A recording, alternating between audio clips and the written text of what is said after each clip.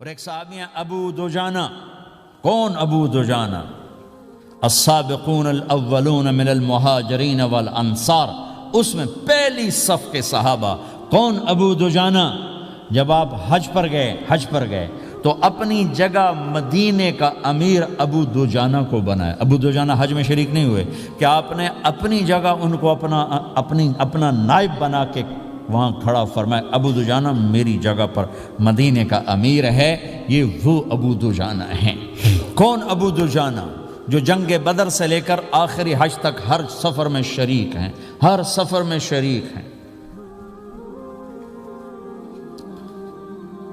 ان کی ایک بات میں بتانا چاہتا ہوں، پہلے تھوڑی سی ان کی ہسٹری بتانا چاہتا ہوں. کون ابو دجانہ؟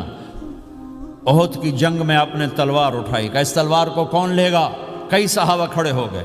آپ نے کہا اس تلوار کا حق کون ادا کرے گا؟ سارے بیٹھ گئے. 3 آدمی کھڑے رہے، ایک زبیر بن عوام، ایک عمر بن خطاب، ایک ابو دجانہ.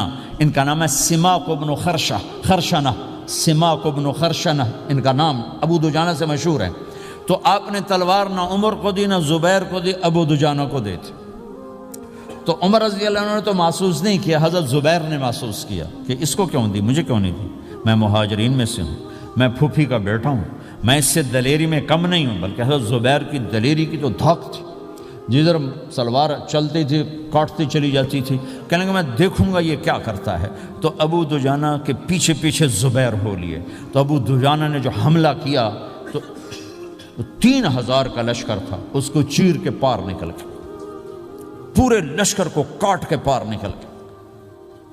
اور آگے عورتیں کھڑی تھیں جو مکے کے لشکر کو تیار کر رہی تھیں. نحن بنات طارقی نمشی علی النمارقی مشی القتل بوارقی المسک فی المخالقی المسک فی المفارقی والذر فی المخالقی ان تقبلوا نعانقی وتدبروا نفارقی فراق غیر وامقی. یہ گانا گا رہی تھیں اور ان کو تیار کر رہی تھیں. تو جب ابو دجانہ کی تلوار نظر آئی تو سب بھاگی. ہندا پکڑی گئی تو آپ نے یوں اپنی تلوار ہندا کے سر پر رکھی، انہوں نے چیخ ماری، تلوار ہٹا لی. تو زبیر پیچھے پیچھے کہ یہ کیا کیا ہے؟ جنگ میں اگر کوئی عورت حصہ لے اسے مارنا جائز ہے، ویسے جائز نہیں ہے. عورت کو، بچے کو، بوڑھے کو ہاتھ لگانا جائز نہیں ہے. تو انہوں نے کہا تلوار کیوں نہیں چلائی؟ کہا میرے محبوب کی تلوار ہے، عورت کے خون سے رنگین کر کے اس کی شان نہیں گھٹانا چاہتا، یہ میرے نبی کی تلوار. پھر واپس ہوئے، پھر اٹیک کیا اور پھر مجمع کو چیر دیا. سامنے ایک آدمی آ رہا تھا ہاتھی کی طرح، اتنا لمبا موٹا تازہ. تو زبیر کہنے لگے میرے جی میں آیا کبھی اس کی ٹکر ہونا پھر میں دیکھوں ابو دجانہ کیا چیز ہے. تو اللہ کا کرنا ایسا ہوا ابو دجانہ دونوں آمنے سامنے ہو گئے. تو وہ ایسے شاہ سوار تھے کہ دونوں طرف کے لشکر ذرا تھم گئے اور وہ دونوں بھڑ گئے. ابو دجانہ کے اپنے جوہر، اس پہلوان کے اپنے جوہر، غبار اٹھا، مٹی اٹھی، اور اس کی اپنی طاقت، ان کی اپنی طاقت. انہوں نے ابو دجانہ کو اس نے زخمی کر دیا.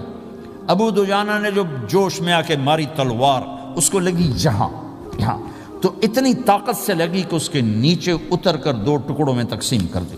یوں ماری تو ایک حصہ ادھر، ایک حصہ. پھر یوں دیکھا اور اپنے چہرے سے لوہی کی ٹوپی اتاری. کما ترا انا ابو دجانہ، کیا دیکھ رہے ہو؟ میں ہوں ابو دجانہ. تلوار صحیح لی ہے میں نے، غلط نہیں لی. یہ ابو دجانہ ہیں. اور جب شکست ہو گئی احد کی جنگ میں اور پھر 10-12 آدمی نے آپ کو گھیرے میں لیا ہوا تھا، ان میں ایک ابو بکر تھے، عمر تھے، علی تھے، طلحہ تھے، زبیر تھے، سعد بن ابی وقاص تھے، اور سہل بن حنیف تھے، عبادہ قتادہ بن نعمان تھے، اور ابو دجانہ تھے رضی اللہ تعالی عنہم. ان میں سے ایک ابو دجانہ بھی تھے. اور یمامہ کی جنگ میں ابو دجانہ شہید ہوئے. یمامہ کی جنگ میں شہید ہوئے. یہ ابو دجانہ کی تھوڑی سی سیرت آپ کے سامنے آئی ہے. اس کے بعد اب آپ ان کے قول کو سنو تاکہ اس کا وزن آپ کے سامنے آئے. یہ بدر کے شریک ہیں. اللہ کے نبی نے کہا بدر کا صحابی جو مرضی کرے بخشا گیا. یہ صلح حدیبیہ کے شریک ہیں. اللہ نے قرآن میں کہا لقد رضی اللہ، میں ان سے راضی ہو گیا. یہ صحابی ہیں. اللہ نے کہا کلا وعد اللہ الحسنى، اے میرا نبی تیرے ہر صحابی کے لیے جنت کا وعدہ ہے. اور اب یہ کیا کہتے ہیں؟ یہ کیا کہتے ہیں لوگو؟ ان ارجع عملی عند، لوگو میرے پاس ابو دجانہ میرے پاس بخشش کا سب سے بڑا عمل جانتے ہو کیا ہے؟ بدر نہیں، احد نہیں، حدیبیہ نہیں، خندق نہیں، خیبر نہیں، فتح مکہ نہیں، آخری حج نہیں۔ کیا ہے؟ کیا ہے؟ لوگو ان ارجع عملی عندی، میرے پاس آخرت میں بخشش کا سب سے بڑا عمل بس ایک ہے کہ ما آذیت احدا بلسانی، میں نے اپنی زبان سے کبھی کسی کو دکھ نہیں پہنچایا۔ ولا اجد فی قلبی غلا لاحد، اور میرے دل میں کسی کے لیے بغض کوئی نہیں ہے، بس یہ میری بخشش کا